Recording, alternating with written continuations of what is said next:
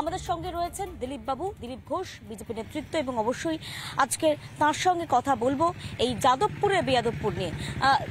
প্রথমেই দিলীপ বাবু, আপনাকে স্বাগত রিপাবলিক বাংলা এবং গুড মর্নিং। যাদবপুরের খবর বা যাদবপুরের ছবিটা হয়তো আপনার কাছে এখন একেবারে অপরিচিত নয়। এই ছবিটা যেটা দেখলেন গত পরশুর, একেবারে মিডিয়ার উপর হামলা, তাকে ধাক্কা মারা এবং যে ক্যামেরা ঢুকতে না দেওয়া একটা ফতোয়া জারি করা, এই বিষয়গুলো দেখে কি খুব আঘাত পাচ্ছেন, ব্যথা পাচ্ছেন? বিশ্ববিদ্যালয় প্রথম তো আমি রিপাবলিকের সমস্ত দর্শকদেরকে দোল আর হোলির শুভেচ্ছা জানাবো, এবং রিপাবলিক চ্যানেল এবং তার যে রিপোর্টার, ক্যামেরাম্যান যারা ওই যাদবপুরে ঢুকেছেন এবং সত্যটা সামনে তুলে ধরেছেন, তাদেরকে আমি স্যালুট জানাবো সবাইকে। এই হিম্মতটা রিপাবলিক করেছে, বাকিরা সব তো সামত করে চলছে। ওই শিক্ষা মাফিয়ারা যারা ওখানে দাপিয়ে বেড়াচ্ছে, তাদের মোকাবিলা করার আপনার চেষ্টা করেছেন, ধন্যবাদের পাত্র। আমরা তার বিরুদ্ধে লড়াই করে আসছি কয়েক বছর। আমি প্রকাশ্যে যখন মুখ খুলেছিলাম, বহু লোক হই হই করেছিল, কারণ মৌচাকে ঢিল পড়েছিল। বহু সুবিধাবাদী ওখান থেকে আছেন, আর অনেকে সেকুলার বুদ্ধিজীবী হওয়ার জন্য যাদবপুরের বিরুদ্ধে কিছু বলেন না, নিজের ইমেজের জন্য। কিন্তু আজকে যাদবপুর পশ্চিমবাংলার শিক্ষাক্ষেত্রের যে মাফিয়া রাজ চলছে সেটা প্রমাণ করেছে, এবং আপনারা সেটা এক্সপোজ করেছেন।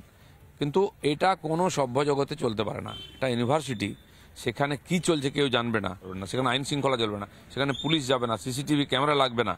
এটা কি চলছে? এটা কিভাবে জেএনইউতে গাঁজা খেয়ে, চরস খেয়ে আন্দোলন করে আজাদি আজাদির স্লোগান চলতো, আজ আছে আজাদি, ওখানে সবকে আজাদ করে দিচ্ছি আমরা।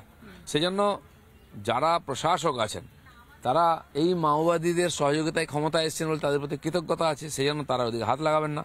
কিন্তু আমি তো অবাক হয়ে যাই, রাজ্যের মন্ত্রীর বিরুদ্ধে এফআইআর হয়ে যায়, কিন্তু যারা তার বিরুদ্ধে গন্ডগোল করছে, অপমান করছে, মারপিট, তার বিরুদ্ধে এফআইআর লেখার দম নেই পুলিশের, হাত কি কাঁপছে? এরাই কি ভোটের সময় কাজে লাগে? নো ভোট তো বিজেপির সময়। পশ্চিমবাংলায় এই যে কাজটা টিএমসির হয়ে করছে কিছু লোক, তারা হচ্ছে এরাই নো ভোট টু বিজেপি। তো সেই জন্য এদেরকে কভার দেওয়া, এদেরকে শেল্টার দেওয়াটা মমতা ব্যানার্জির দায়িত্ব। কারণ তাদের সংকটের সময় এরাই লড়াই করেছে, বন্দুক নিয়ে লড়াই করেছে, তাদের ক্ষমতায় এনেছে। কিন্তু এর জন্য পশ্চিমবাংলার লোক চুপ করে থাকবে, ওকে ক্ষমা করবে, এরকম নয়। আগামী দিনে কি এনআইএ এর হস্তক্ষেপ দরকার? প্রথম তো হচ্ছে যে রাজ্য সরকারের হাতে আইন শৃঙ্খলা আছে, পুলিশ তারা প্রথম দায়িত্ব পালন করুক। যদি না করে, কেন্দ্র সরকার যখন বহু জায়গায় হস্তক্ষেপ করেছে, এখানেও করতে বাধ্য হবে। এখানকার ছাত্ররা এখানে কেউ মাস্টার ডিগ্রি করবে, অন্য জায়গায় পিএইচডি করবে, আরেক জায়গায় ফ্যাকাল্টি হয়ে যাবে। এই যে 4-5টি ইউনিভার্সিটি ঘুরে ঘুরে এরা কবজা করে রাখতো, সে সমস্ত রাজত্ব আমরা তুলে দিয়েছি। বাকি আছে এটা, সময়ের সঙ্গে সঙ্গে এর মধ্যেও পরিবর্তন হবে। ওরা যেন না মনে করে যে ওই অভয়ারণ্যে ঢুকে গেলে কেউ আয় হাত দেবে না। বাঘসিংহই লুপ্ত হয়ে গেল, এরা কোথাকার কি? যাদবপুর ঠান্ডা হবে? সব ঠান্ডা হবে। কাশ্মীর ঠান্ডা হতে বলে, যাদবপুর কি ভারতবর্ষের বাইরে নাকি?